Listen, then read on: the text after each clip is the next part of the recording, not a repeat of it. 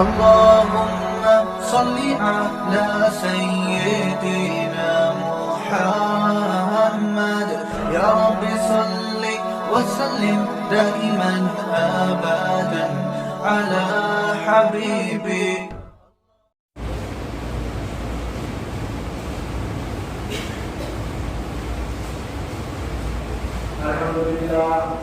الحمد لله نحمده ونستعينه ونستغفره ونؤمن به ونتوكل عليه ونعوذ بالله من شرور انفسنا ومن سيئات اعمالنا من يهده الله فلا مضل له ومن يضلل فلا هادي له واشهد ان لا اله الا الله وحده لا شريك له واشهد ان محمدا عبده ورسوله. اما بعد فاعوذ بالله من الشيطان الرجيم. بسم الله الرحمن الرحيم. لن ينال الله لحومها ولا دماؤها ولكن يناله التقوى. صدق الله العظيم وصدق رسوله النبي الكريم. دوستوں، کا مہینہ چل رہا ہے، اس میں ایک عمل ہے، اس کو قربانی کا عمل ہے، جو سنت ابراہیمی بھی کہا جاتا ہے۔ اللہ کے نبی صلی اللہ علیہ وسلم نے اس عمل کے بارے میں فرمایا کہ اس کے پاس مال ہو تو قربانی کرے، جو صاحب نصاب ہو وہ قربانی کرے۔ قربانی کے ذریعے سے کچھ مسائل ہیں، اس کو ذہن نشین کر دینا ضروری۔ مسائل ہے جس آدمی پر حج واجب ہے، حج فرض ہے، اس آدمی جس آدمی پر زکات فرض ہے، اس آدمی پر قربانی بھی فرض واجب ہے۔ لیکن قربانی میں ایک شرط ہے کہ حج کے مال پر سال گزرنا ضروری